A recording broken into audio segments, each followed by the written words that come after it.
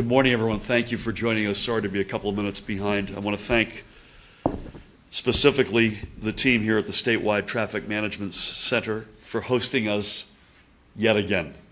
Diane. I'm joined by the aforementioned Diane, the Commissioner of the Department of Transportation, Diane Gutierrez-Scacchetti, the President of the Board of Public Utilities, to her right, Joe Fiordaliso, and to my left, the State Police Superintendent, Colonel Pat Callahan. I will leave it to Diane, Joe, and Pat to discuss in greater detail the specific preparations they and their teams are undertaking, but to suffice it to say that we are all ready for whatever comes our way. We're certainly hoping for the best, but we are, without question, preparing for the worst. First, I have declared a state of emergency effective for 5 p.m. this evening. Accordingly, on a personal note, I am postponing my travel to Washington, D.C. for the winter meeting of the National Governors Association to stay here to help oversee our storm response. We are also putting in a commercial vehicle travel restriction also at 5 p.m., effective 5 p.m. today.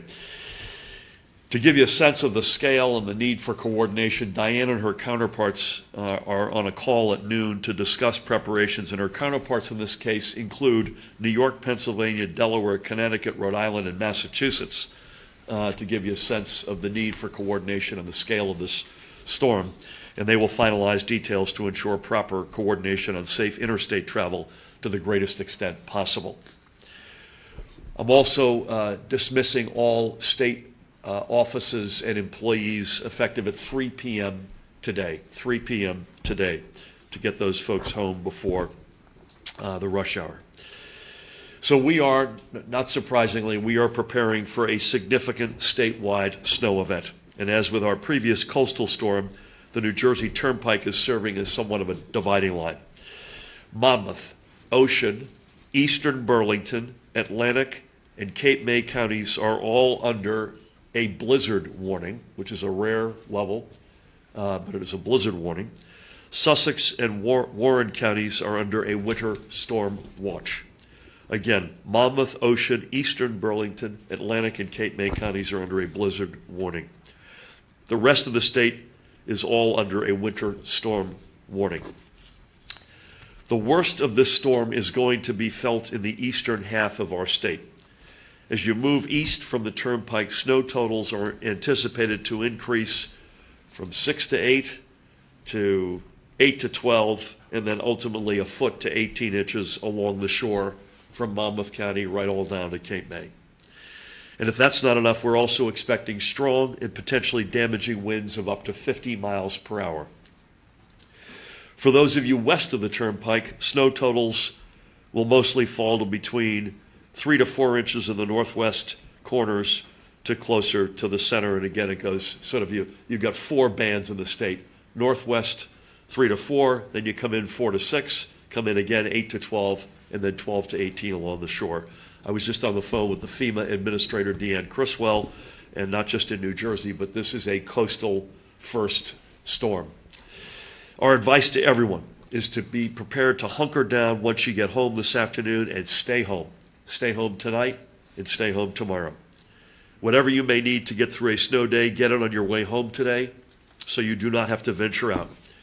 We already expect tough travel conditions and low visibility due to the blowing snow and the high winds, and those conditions could deteriorate quickly. So let's leave the roads empty for all the road crews to do their jobs.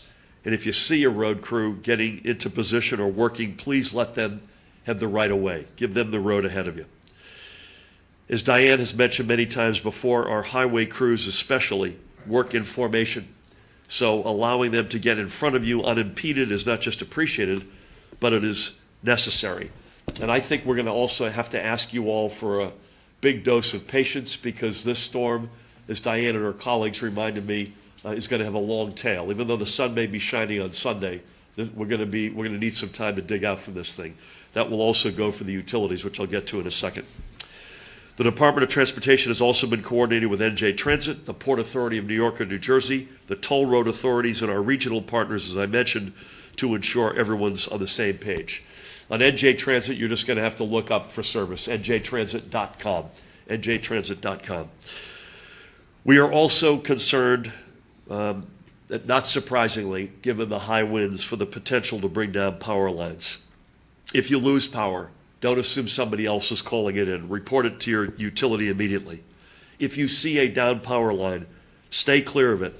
Don't go near it, and again, call it in. Please remain mindful that while our electric utilities will try to restore power as quickly as possible, weather conditions at any given moment could prevent utility crews from getting up in a bucket safely. I think, Joe, you'll agree that if it's over 40 miles an hour, they're not going up, nor should they. And as much as we want to get your power back on, that's putting their health and safety at risk. Joe has been in touch with all three of the big power providers, as have I, JCP&L, Atlantic City Electric, PSE&G. Again, I think you've got largely the JCP&L Southern region and ACE, Atlantic City Electric, which are the most exposed. I know Doug Mokoid at Atlantic City Electric is particularly concerned about Cape May County. Also, given the anticipated frigid conditions tonight and tomorrow, if you lose your power and heat, there are warming stations, Pat, statewide. I know you'll hit this, so visit nj211.org or for details on code blue notifications and resources available in response to the severe cold. We thank in advance everyone who's going to be on call and working during the storm to keep our state safe. The DOT, partner authority and agencies, county and local crews, the utility crews, police, including the state police, fire, EMTs, and every first responder. One, I guess, better than it was last time we stood at this podium, the COVID reality, the Omicron reality has gotten meaningfully better, thank God, so we're less stressed in terms of crew and manpower than we were a few weeks ago. That's obviously still a consideration, but I think we'd all agree we're less stressed. The Office of Emergency Management will post regular updates at ready.nj.gov. For me, that's the best place to go, ready.nj.gov. And on their social media channels, we'll also keep everyone updated on our official state channels, including at NJGov on Twitter. With that, please help me welcome the Commissioner of the Department of Transportation, Diane Gutierrez-Scacchetti. Good morning.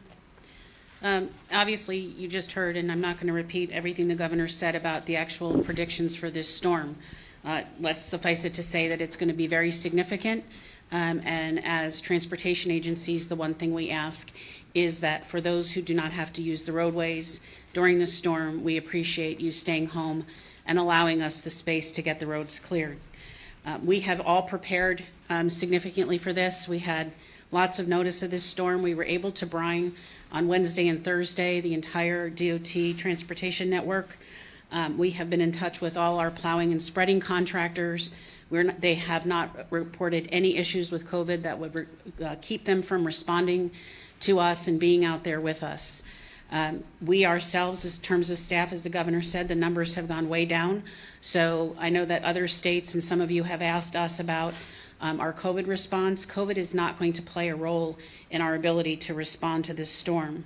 We have checked out all of our equipment. Everybody's ready to go. We will pre-position sometime later today. As you know, the track of this storm is pretty confident now, but if it moves a little bit either way, we'll get many forecasts between now and the start time. Our pre-positioning time will be based on the most recent forecast. As far as the high winds and flooding, we'll be there to support our colleagues at BPU and their utility companies in trying to restore power.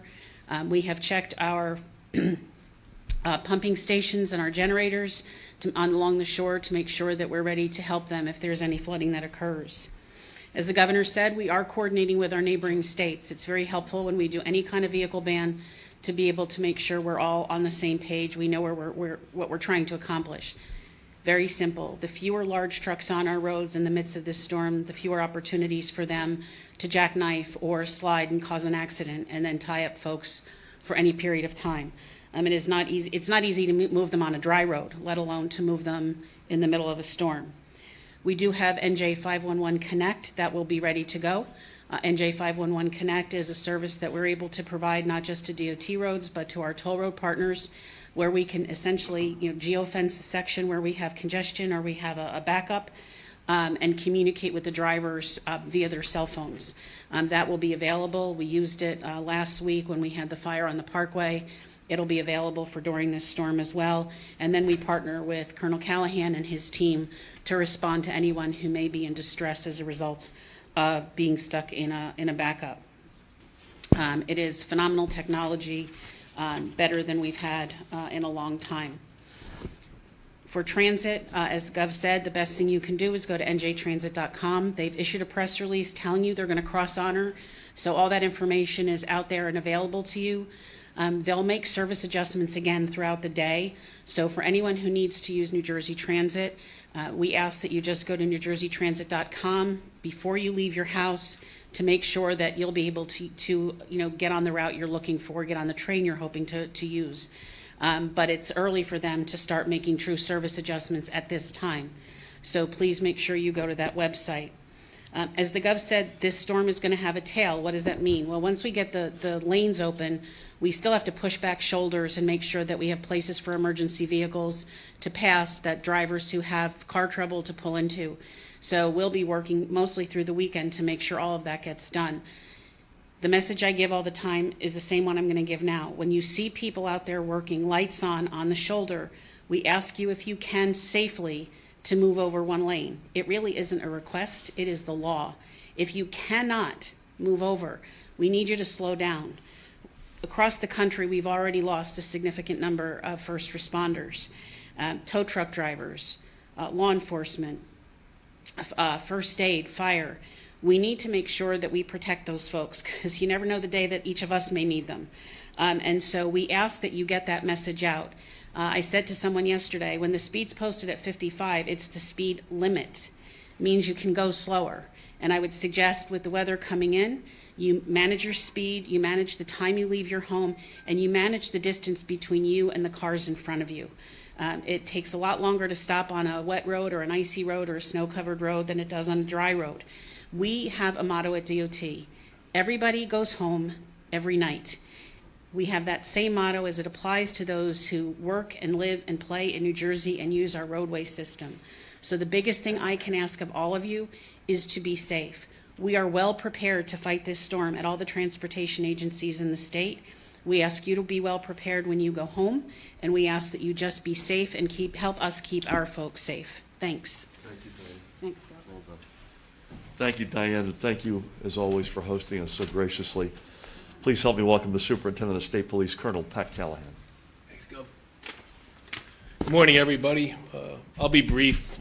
I'll start with saying the first person I heard from this morning was the FEMA Region 2 Administrator, Chad Gorman. As always, that partnership remains phenomenal and reached out and said, what do you need? We did ask for a liaison officer from FEMA, so that person's been assigned already and will be at the SEOC through the overnight. That is activating at 6 o'clock tonight. The last 2 days, we've spent a considerable amount of time on the phone with the National Weather Service in both Upton and Mount Holly. We were on with them this morning at 10. I will be on with them at 1 with all 21 county OEM coordinators and our state partners. Again, just phenomenal communication and collaboration. We're going to fully staff that SEOC, as I said, starting at 6 tonight. I will say that some of our vaccination mega sites will not provide services tomorrow due to the magnitude of this storm.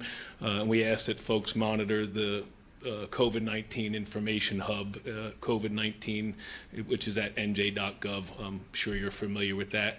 To the governor and commissioner's point, we will have that incline readiness package ready to go. I think they're going to be in place by 10 o'clock tonight at all of those elevated parts of 80, 78, 280, where we traditionally have issues. We trust that the commercial travel restrictions will help us on those elevated highways. And as always, our urban search and rescue team, Task Force 1, will be ready with high water vehicles and certainly snowmobiles, which may be certainly may be used.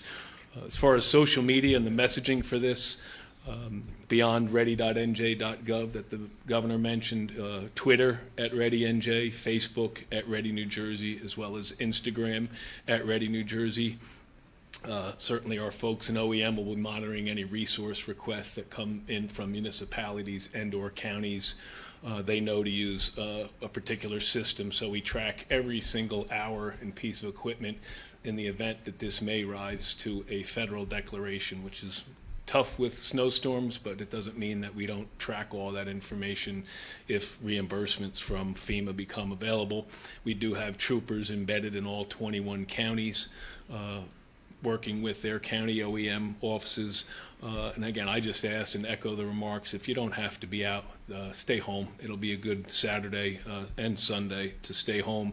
And I'll close with, again, I believe just about all 21 counties are under a code blue, given not only the storm, but the low temperatures, and that is nj211.org, as the governor mentioned. If you need a warming center, if your power goes out and you don't have a generator, it's a great place to go. And again, I take this opportunity to say check on any neighbors that need additional services, or certainly the elderly. It's going to be a tough, long storm, and although you can't pick your neighbors, it's important to work with one another through these storms. So stay safe, everybody. Thanks, Governor.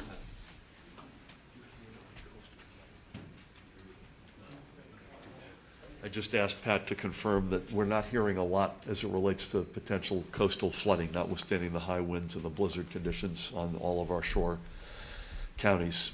Please help me welcome the President of the Board of Public Utilities, Joe Fiordalisa. Joe. Thank you, Governor, and good afternoon, everyone. We're in constant contact with our utilities throughout the year, but especially during situations like this. The areas that are going to be hit, and the governor alluded to this, is the fact that the southern portion of the JCP&L service area and Atlantic City Electric are going to be the two utilities that are affected the most. And one of the things that's going to affect them, obviously the heavy snow, but also the winds. When you're getting gusts up to 50 or 60 miles per hour, you can expect power outages to occur. These people are going to be working throughout the night to try to restore power, if it does go out, as quickly as possible. But there are safety concerns that we have to look at. If those winds exceed 40 miles per hour, it's dangerous for someone to go up in that bucket truck. So I ask your patience, and unfortunately, with the way the weather has been, with the cold temperatures and so on, patience can run a little thin, and I get that, obviously, because we've all been in situations where our power has gone out and we've lost heat. But it's important, as the Colonel indicated, there are warming centers to help. Do not go, if there are power lines on the ground, do not go anywhere near them. Call your utility. Call your utility if you lose power. Don't assume your neighbor's going to call them. They have to know exactly where to go and where to start restoring power. So it's imperative that each and every one of us work together to ensure the fact that power is restored as quickly as possible. My concern is along the coast, because as the governor mentioned, a blizzard warning is unusual in our part of the world. So this has the potential, and we're not trying to scare anyone, just try to be realistic in what we're looking at, and to ensure the fact that you're all prepared. So stay away from down wires. Get your priorities done before this afternoon. I know one of my priorities is, I mentioned to the fellows upstairs where we have to go first to make sure we can get through the weekend. I'm not going to tell you on TV where that is. But it's important, and it's for your safety. Stay safe. Be patient with the utilities, please. These men and women are out there in all kinds of weather trying to restore our power. And snow's not going to deter them. The only thing that will deter them are those high winds. So stay safe, and let's look at the pretty snow as it comes down, and don't think about shoveling it. Thank you. Good job, Joe. Joe, thank you. Amen to all. We're going to lose Diane to that regional call in literally 1 minute. Any questions that are specific for Diane Scacchetti? Diane, good luck. Thanks. Thank you, and thanks for hosting us. Anybody got anything else? Please. Governor, are you advising businesses, particularly in the eastern half of the state, to shut down to help both employees and to not tempt people to go out of their home? Yeah, I mean, I think people should use, whether it's a business or an individual, they should use their common sense. I think you're okay until sort of late afternoon, although we are taking the step to close the state offices at 3 p.m., as I mentioned. But this is coming in a little bit earlier than we had thought yesterday. So I would say if you can stay home, if you can not open your business between sort of late afternoon today into Sunday morning, that's probably the smart thing to do. Can you also speak to what the procedure should be for someone who finds themselves without power and trouble, perhaps someone with a breathing device at home, or how do they communicate that they need priority rescue help? Pat, I'll have you come in here and give me your best thoughts on which number or which website. Yeah, after Sandy, we have that Register Ready site, which is whether it's a ventilator, any type of medical equipment, and that's how our service providers know how to prioritize those individual residents in New Jersey, and that's a key piece. registerready.nj, if I'm not mistaken. If you just Google Register Ready New Jersey, it'll come up. If I could just add Please. something to that, if I may. As Pat said, the utilities know because people have registered. If someone's on a breathing machine or something of that sort, that should be on the list of their utility provider. So they will be the first people to be taken care of, just as hospitals and nursing homes and things of that sort. But it's important, and this is a very important point, and I'm so happy you asked the question.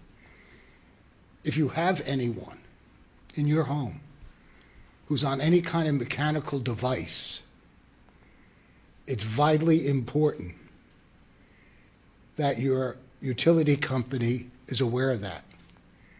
There are forms to be filled out. There may be certification from a medical professional and so on, but it's important that they know that somebody in that home, if the power goes out, is in danger. So, great question. Thank you. And thank you. Thank you, Joe. Thank you. Others? Not really. How off? On the excluding New Jersey. Yes. Governor, what was the excluding New Jersey? I heard you laugh, Matt. There'll be a test as to how off topics become over time, I guess. Why was the fund not increased, and why was the application period only extended 1 month through the end of February? It's increased to the extent we can find the federal monies. This is a huge step for those folks who have been previously excluded or who have been frustrated by the much more onerous federal process. We've got a lot more flexibility with the American Rescue Plan money, and God willing, that'll get money on the street a lot faster. We've said it's extended till the end of February or until we hit the $40 million disbursement, whichever comes first. I say that with some amount of confidence because this is a much more fluid, easier to manage process than the CARES money, the prior federal buckets were. You good? Listen, I just would conclude with this. This one is a big one. And we could be wrong, but I don't think we are wrong. I think the confidence from the National Weather Service in the forecasting is very high on this. Again, if you're in the northwest part of the state, it's probably a 3 to 4 inch reality. If you start coming down, it goes up to 6 to 8, 8 to 12, 12 to 18 along the shore counties. So high accumulation and high wind, which is a combination means this is formidable. So please do everything you can. I'd say by late afternoon today to get yourself stocked up, get inside, stay inside until this thing clears through. It's probably a 24-hour reality. So this is at least until late tomorrow afternoon, but I would say until Sunday to allow whether it's your utility or the road crews to get the state back on its feet. Please take this one seriously. Thank you all so much.